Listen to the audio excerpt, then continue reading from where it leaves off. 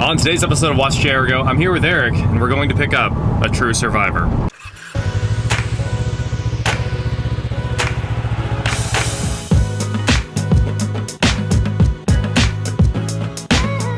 What is going on, guys? I am Watch Jericho, and today we are going to pick up a truck I don't really know anything about. It's an old Mitsubishi, right? Yeah. What year?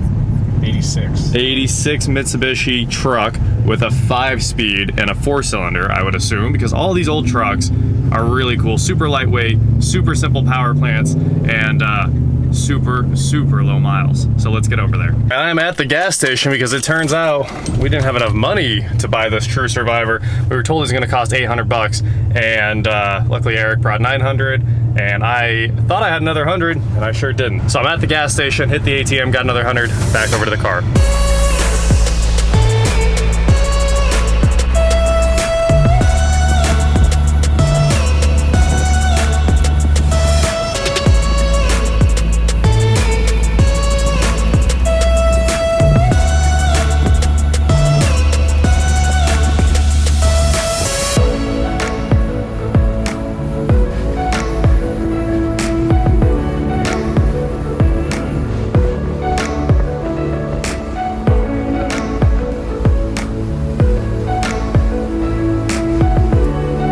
And here we are with Eric's new truck, his 1986 Mitsubishi Mighty Max.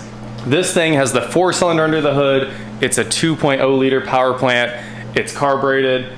It's got a distributor. It's just so simple. It's kind of weird. It's so simple, and it has an engine computer. This engine computer must just run evap or something. Just take a look at how clean this is. Yeah, there's clear peel because it did sit outside, but inside is amazing. All of these leaves were from sitting outside. We'll go through those in more depth here in a minute. The dash is awesome. It's got the Sony cassette player, AM, FM cassette. You can turn up the D bass by just flipping that little knob right there. It has this ham radio in it. Oh man, it is one heck of a truck. 24,000 miles. Everything seems to work as it should. There's not really any rust on it. There's a little bit around this tail light right here. You can see there's just a tiny bit of rust there, but what a super clean truck. It's got a period correct topper, and you can pop these windows open and everything. They crank open. This is the first generation of the Mighty Max. It's kind of the most sought after one. Super rare to have an almost barn find like this. And if you know the history of the truck, it was also imported as the Dodge D50, a $1,000 mini truck from the days when trucks were light, safety was light, fuel economy was incredible because of how light they were, and weirdly it's quick. Like, out of a 2-liter, this thing makes a lot of power. This guy sits on 14-inch tires, and it really hasn't ever been driven, obviously, with that 24,000 miles on the odometer. They're pretty dry rotted, they're mismatched, and these ones just say steel belted radial on them. So they're Futuras, but these must be like super old. All right, driving the 1986 Mitsubishi Mighty Max, here we go. This thing, 24,000 miles is just incredible. 24,270 miles right now. And this transmission is like butter. Probably the best feeling old manual I've driven in a very long time. All the bushings are perfect. The engine runs perfectly. The clutch is wonderful. It's tough to even put into words how well this thing drives.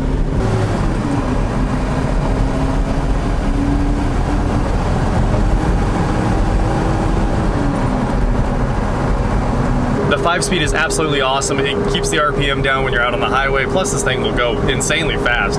We've already been up to 80 plus out on the highway. The steering is dead on. It drives straight down the road. Everything works. I haven't found a thing in this truck yet that doesn't work, except for maybe the AC, but then again, I haven't tested it. One thing that concerns me a little bit is the temp gauge is always just above cold. I'm not sure if that's where it's supposed to sit or if we need to look into the cooling system a little bit already, but the engine runs so well. I don't think there's gonna be anything wrong over there. Now, for being a bit of a survivor, this thing did sit outside for a very long time, and the cowl is completely full of leaves, and I'm enduring the wrath. For the first, 15 miles of the trip, I was just sitting there fighting leaves coming out of the vents and opening and closing the vents because leaves were just fogging out, and I don't think that's gonna change for a long time. There's a lot of leaves to get out of the AC system. All right. At O'Reilly's to pick up the sauce. Nice. Have a good one. Oh, thank you. A quick stop at O'Reilly's. We got oil, coolant, filters, spark plugs, wiper blades. We got everything to do a complete tune-up on this thing. Ooh. Bigger than Zach's 4.8. It might not be a barn find, but it sure looks like a barn find under here. Look at this. It's covered in like dirt and mildew. Wow. This thing has aftermarket air conditioning added on right there, and it's already 134A converted, so that's pretty cool. So today we're gonna get this thing over to the car wash, clean it up, see how it turns out. I think it's gonna look brand new, especially the engine bay that's obviously just covered in dirt. And then we're gonna do a quick tune-up on it. We've got wires, oil filter, wiper blades. The wiper blades are rotten from sitting. Literally chunks missing out of the wiper blades, which is pretty impressive. We've got some VG44K to run through the fuel system, help the thing run a little bit better. And we're gonna do an oil change, spark plugs, and wires. And that should pretty much make this thing run like new. On the way here, it was being a little sketchy. I went around one turn and it just shut off on me. And then at one point it was idling and it just shut off on me. So hopefully after this tune-up and running a full tank of gas through it, it's fixed. All right, let's get our fuel treatment in here to try to make this thing run a little better. Also, this old gas smells terrible. So hopefully this fixes most of our fueling issues. Ooh, got a little bit extra, but that shouldn't hurt anything. There's nothing like having brand new paint to clean up. Wow! This thing turning around crazy fast.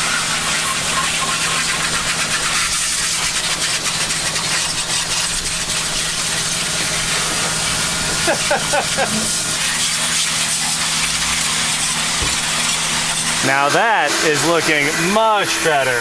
All the leaves are out of this thing. Cleaning out the seals over there.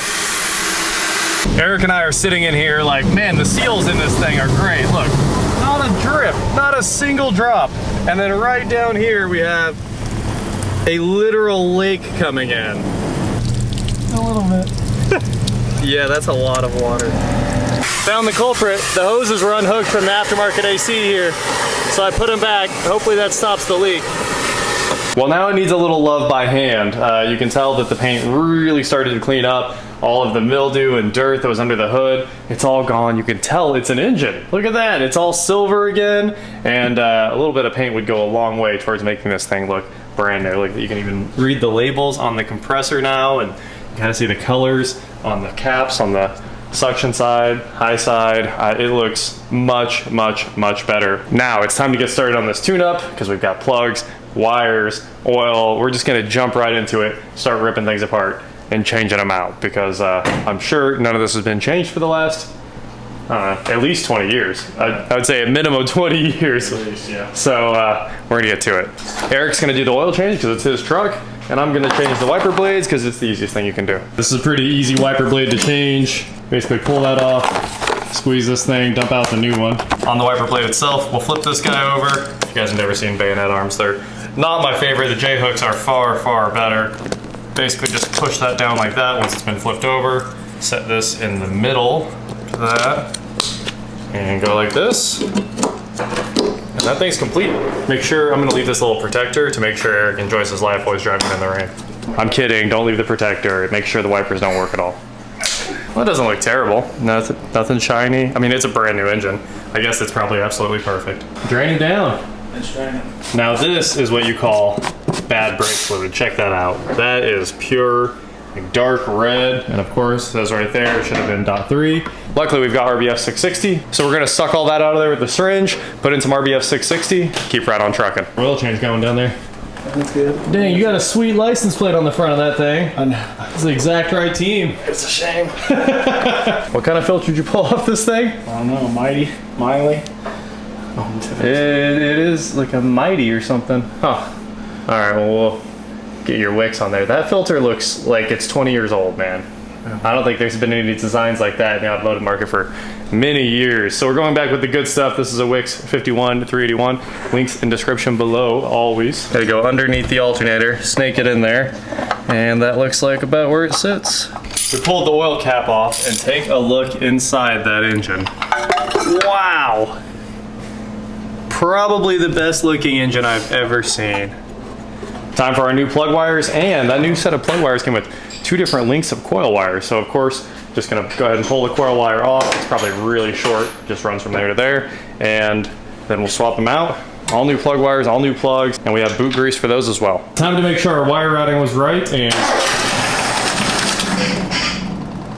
oh, I don't think it was. Try again. It looks like our wire routing might be wrong. Does not want to run. Oh, nope, that's perfect. Runs great. All right, just kidding. This is some of the worst coolant I have ever seen. It's just completely rust. We're definitely, as soon as this comes out, it'll probably start cooling more effectively immediately. We'll have to flush this thing a little bit too. Now it's time to head back to O'Reilly's, dump our used oil in the oil container, and test out our fixes here. It should be much better. You filled it full of brake fluid? Yeah, I filled the whole engine with brake fluid. You're good to go.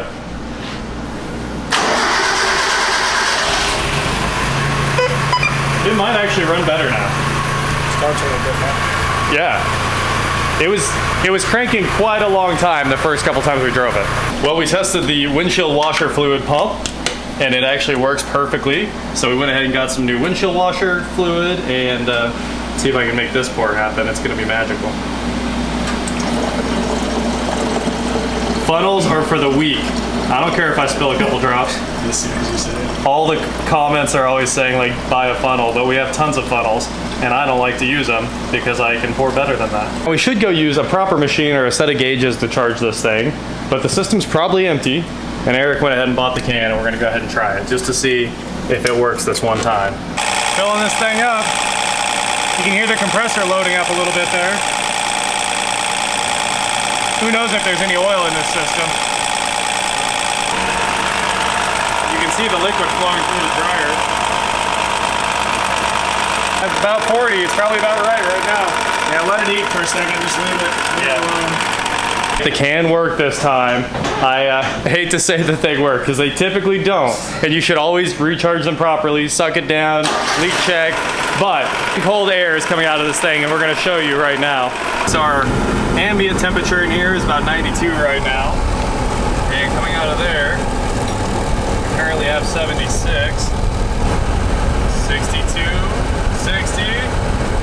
Oh yeah. I think 60 is actually pretty good, and we already changed the coolant in the truck too, so hopefully that's helping out a little bit too, lowering the truck's temperature. We'll see how that works out. I think we're gonna say it works.